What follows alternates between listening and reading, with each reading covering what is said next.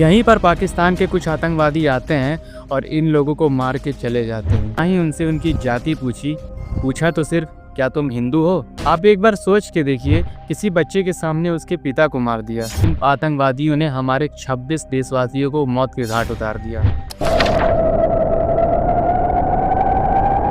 एक एक बूंद के लिए तड़पेगा पाकिस्तान। कश्मीर के इस हादसे के बाद पूरे भारत के लोगों का खून खौल रहा था। हर कोई ये जान रहा था अब कुछ बड़ा होने वाला है। भारत का पाकिस्तान के ऊपर पहला वार।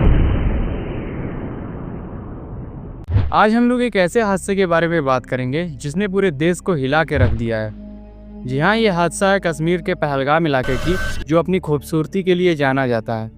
ठंड के समय में यहाँ पे पहाड़ बर्फ से ढके रहते हैं और गर्मी के समय में यहाँ हरियाली छा जाती है और बहुत ही रोमांचक दृश्य देखने को मिलता है।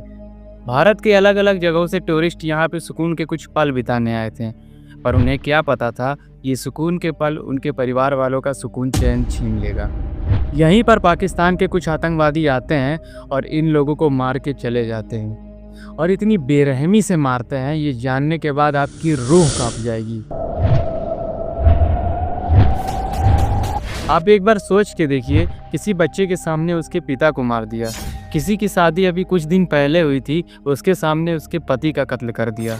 किसी माँ की आंखों के सामने उसके बेटे को मार दिया। ऐसे करके इन आतंकवादियों ने हमारे 26 देशवासियों को मौत के घाट उतार दिया।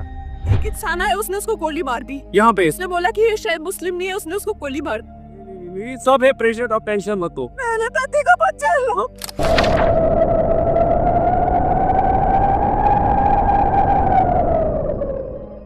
यह पाकिस्तानी आतंकवादी हमारे इंडियन आर्मी की ड्रेस में आए हुए थे, और ना ही उनसे उनका राज्य पूछा, ना ही उनसे उनकी जाति पूछा तो सिर्फ क्या तुम हिंदू हो, और वहीं मौत के घाट उतार दिया। इन निर्दोष लोगों की क्या गलती थी, ये तो अपने जीवन का कुछ पल यहाँ बिताने आए थे। इससे एक बात तो साबित हो जाती है कि पाकिस्तान कितना गिरा हुआ निठल्ला, कितना भिखमंगा देश है। इन आतंकवादियों ने पहले हिंदू मुस्लिम को अलग अलग कर दिया, उनसे कलमा पढ़वाया, उनके कपड़े उतार दिए गए ये जानने के लिए वो हिंदू है या मुस्लिम। जो मुस्लिम है उसे अलग कर दिया और जो हिंदू है उसको वहीं मार दिया। एक ने बोला कि मुसलमान अलग हो जाओ और हिंदू अलग हो जाओ जेंट्स के पास, और हिंदू वाले जेंट्स को गोली मार दी गन। उनमें से एक महिला ने कहा तुम हमें भी मार दो, लेकिन बाकी लोगों को इन्होंने भगा दिया ये कहने के लिए कि जा तुम लोग अपनी सरकार को बताओ। और बाद में जब वो अचानक से गायब हो गए, चले गए, तब सब बोले जो बचे हैं वो भागो नीचे, तो हम नीचे भागो। अरे सरकार तो जान ही गई है, अब तुम लोग अपना इंतजाम कर लो। और जब वहाँ पे हमारे असली इंडियन आर्मी पहुँचते हैं इन्हें बचाने के लिए, तब ये महिला वहाँ पे रोने लगती है कि हमें मत मारो। तब हमारे इंडियन फौजी बताते हैं हम इंडियन फौजी हैं, हम आपकी मदद के लिए आए हैं, हम आपको बचाने के लिए आए हैं।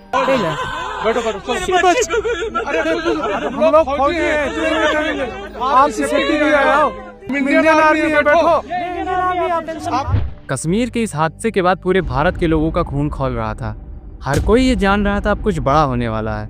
सबके सीने में एक ही आग पैदा हो रही थी, पाकिस्तान से बदला लेने की।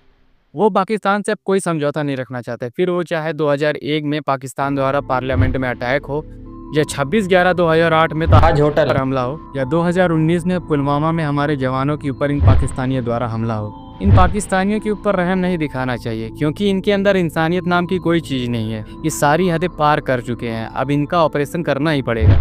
भारत का पाकिस्तान के ऊपर पहला वार, अटारी बॉर्डर बंद कर दिया गया है।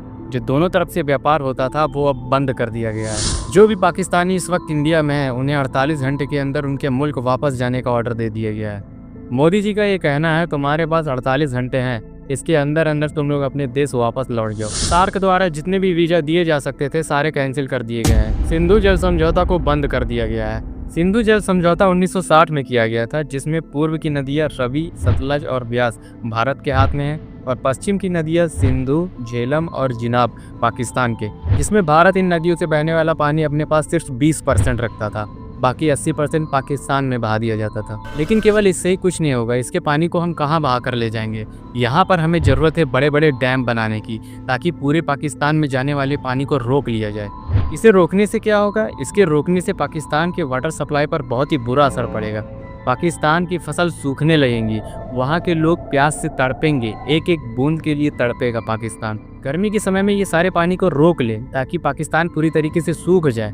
उसके बाद जब बरसात में पाकिस्तान में पहले से पानी भरा रहेगा तब ये सारे डैम को खोल दें। ये तो पहले इनको सुखा के मारो, फिर इनको डुबा के मारो ताकि इनकी पुश्ते याद रखें। दूसरी चीज़, यहाँ पे नेवल ब्लॉकेज कर देना चाहिए। पाकिस्तान को जहाँ से भी सप्लाई आता है वो सारा बंद हो जाएगा। जितना भी पेट्रोलियम पाकिस्तान के पास है सब खत्म हो जाएगा कुछ दिन के अंदर। खाने पीने की चीज़ें आसमान छूने लगेंगी। पेट्रोल डीजल कुछ ही दिन में ख़त्म हो जाएगा। एक तो ये लोग पहले से ही भिखमंगे बने हुए हैं, उसके बाद ये और मरेंगे। इनके साथ ऐसा ही करना चाहिए, वरना ये ऐसे समझने वाले में से नहीं है। वरना आए दिन ऐसे ही घटनाएं होते रहेंगे और हम लोग हाथ पे हाथ धरे बैठे रह जाएंगे। इन्होंने धर्म पूछ के मारा था ना, हम इन्हें धर्म बता बता के मारेंगे। इन्होंने पहलगाम में हमारे 26 लोगों को मारा था, हम 26 लाख पाकिस्तानियों को मारेंगे ताकि इनकी 787 पुश्ते याद रखें और फिर कभी किसी की तरफ आंख उठाने से पहले 100 बार सोचेंगे।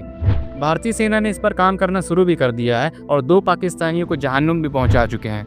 बाकियों का नंबर भी जल्द ही आएगा। हमें पूरा विश्वास है भारतीय सेना के ऊपर। हम सब भारतीय सेना के साथ हैं। हम सभी को एकजुट होकर इनको जवाब देना होगा। अगर हम लोग आपस में ही धर्म को लेकर, जाति को लेकर, गरीब अमीर को लेकर लड़ते रहेंगे तो हम लोग कभी आगे नहीं बढ़ पाएंगे। आज हमारे पड़ोसी देश चाइना हमसे कई साल आगे चल रहे हैं। जो हम लोग सोचते हैं करने के लिए, ये पहले से ही वो चीज़ कर चुके हैं। ऐसी ऐसी टेक्नोलॉजी है इनके पास जो हम लोग सिर्फ कल्पना ही कर पा रहे हैं। ऐसा नहीं हमारे अंदर काबिलियत की कमी है, हमारे अंदर सब कुछ है, बस उसको सही से इस्तेमाल करने की ज़रूरत है।